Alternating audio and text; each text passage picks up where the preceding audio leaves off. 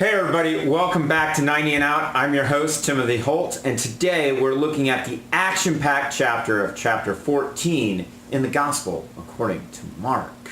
There's all kinds of things going on in this chapter. There's highs, there's lows, there's backstabbing and blows. So stay with us and follow along. Don't take my word for it. Pick it up, read it for yourself. Without further ado, let's dive right in to this chapter 14. After 2 days, it was the Passover and the Feast of Unleavened Bread, and the chief priests and the scribes sought how they might take him by trickery and put him to death. But they said, "Not during the feast. Not during the feast, lest there be an uproar of the people." And being in Bethany at the house of Simon the leper, as he sat at the table, a woman came having an alabaster flask of very costly oil of spikenard. Then she broke it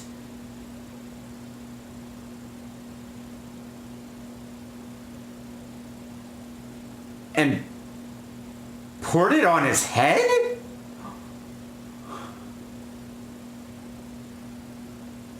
But there were some who were indignant among themselves and said, "Why was this fragrant oil wasted?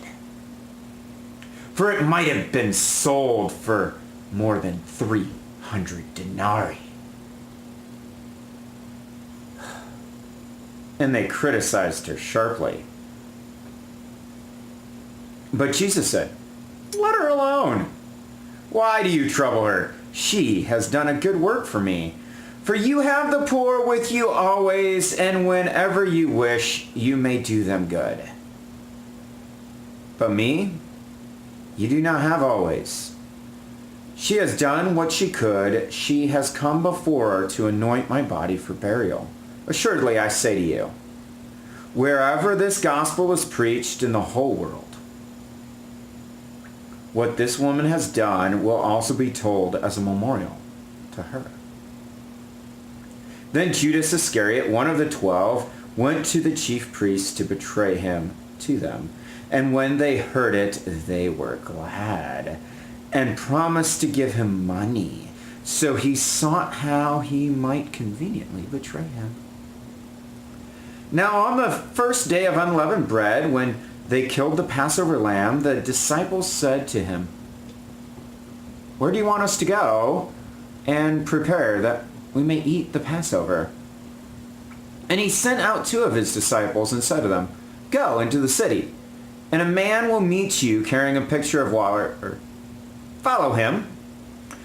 Wherever he goes in, say to the master of the house, 'The teacher says, where is the guest room in which I may eat the Passover with my disciples?'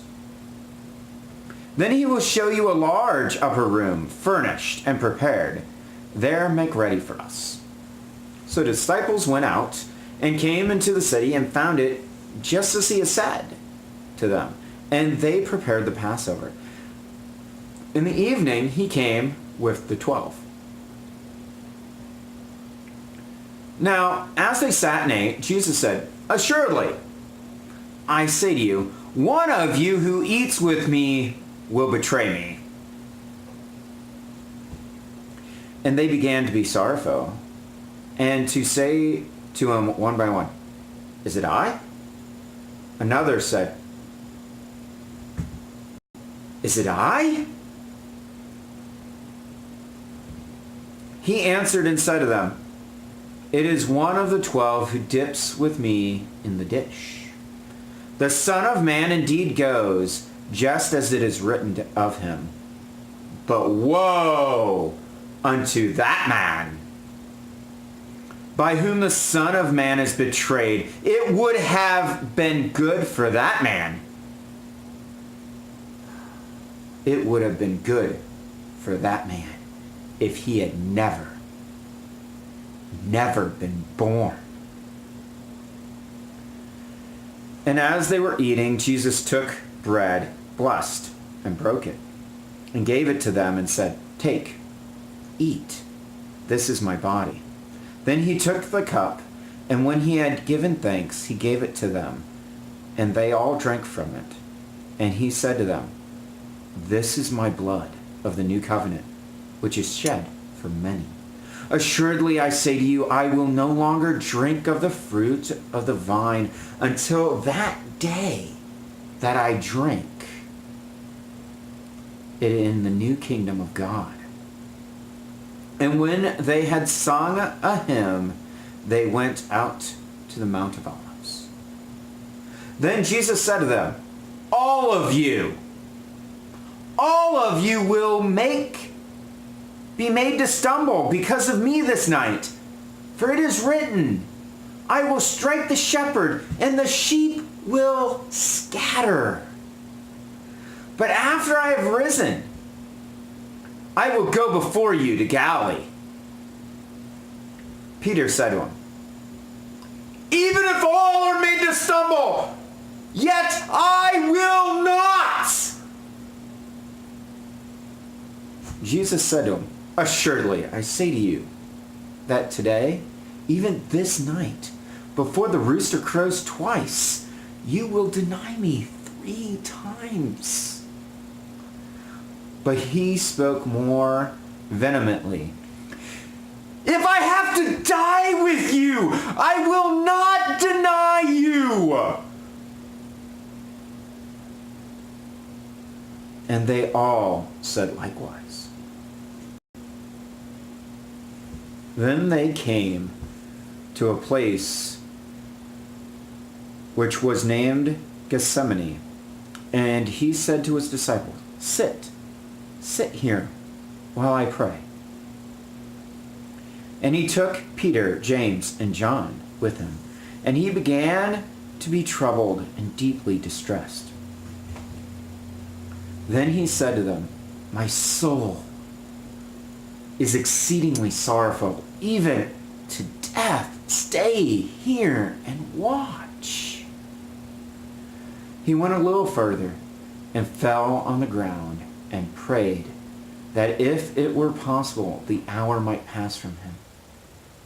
And he said, Abba, Father, all things are possible for you. Take this cup away from me. Nevertheless, not what I will, but what you will. Then he came and found them sleeping and said to Peter, Simon, are you sleeping? Could you not watch 1 hour? Watch and pray, lest you enter into temptation. The spirit indeed is willing, but the flesh is weak. Again, he went away and prayed and spoke the same words. And when he returned, he found them asleep again, for their eyes were heavy, and they did not know what to answer him. Then he came the 3rd time and said to them, are you still sleeping and resting? It is enough. The hour has come. Behold, the Son of Man is being betrayed into the hands of sinners. Rise, let us be going. See, my betrayer is at hand. And immediately, while he was still speaking, Judas, one of the 12, with a great multitude, with swords and clubs, came from the chief priests and scribes and the elders. Now his betrayer had given them a signal, saying, whomever I kiss, he is the one. Seize him and lead him away safely. As soon as he had come, immediately he went up to him and said to him, Rabbi, Rabbi, and kissed him. Then they laid their hands on him and took him. And one of those who stood by drew his sword and struck a servant of the high priest and cut off his ear. Then Jesus answered and said to them, have you come out as against a robber with swords and clubs to take me? I was daily with you in the temple teaching, and you did not seize me. But the scriptures must be fulfilled." Then they all forsook him and fled. Now a certain young man followed him, having a linen cloth thrown around his naked body, and the young man laid hold of him. And he left the linen cloth and fled from them naked. And they fled, and they led Jesus away to the high priest, and with him were assembled all the high priests, the elders, and the scribes. But Peter followed at a distance, right into the courtyard of the high priest, and he sat with the servants and warmed himself at the fire. Now the chief priests and all the council sought testimony against Jesus to put him to death, but found none. For many bore false witness against him, but their testimonies did not agree. Then some rose up and bore false witness against him, saying, "We heard him saying, 'I will destroy this temple made with hands, and within 3 days I will build another made without hands.'" But not even then did their testimonies agree. And the high priest stood up in the midst and asked Jesus, saying, "Do you answer nothing? What is it? These men testify against you." But he kept silent and answered nothing. Again the high priest asked him, saying to him, "Are you the Christ, the Son of the Blessed?" And Jesus said, "I am, and you will see the Son of Man sitting at the right hand of the power and coming with the clouds of heaven." Then the high priest tore his clothes and said, "What further need do we have for any witnesses? You have heard the blasphemy. What do you think?" And they all condemned him to be deserving of death. Then some came to spit on him, and to blindfold him, and to beat him, and to say to him, "Prophesy!" And the officers struck him with the palms of their hands. Now as Peter was below in the courtyard, one of the servant girls of the high priest came. And when she saw Peter warming himself, she looked at him and said,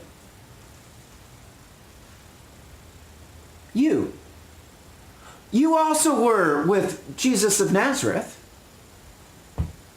But he denied it, saying, "I neither know nor understand what you are saying." And he went out on the porch, and a rooster crowed. And the servant girl saw him again and began to say to those who stood by, This is one of them." But he denied it again, and a little later, those who stood by said to Peter again, Surely, you are one of them, for you are a Galilean, and your speech shows it."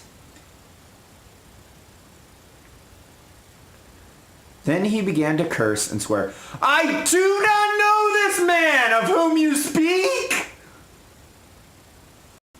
The second time the rooster crowed. Then Peter called to mind the word that Jesus had said to him, "Before the rooster crows twice, you will deny me 3 times." And he thought about it, and he wept. Woo! Wow. That was a long, action-packed chapter.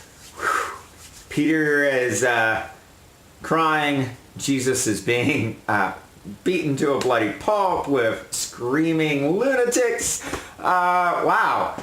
A lot of chaos coming. So there's quite a bit of build-up here. Next video will cover chapter 15. Please stay tuned for that. Don't take my word for it. Pick it up. Read it for yourself.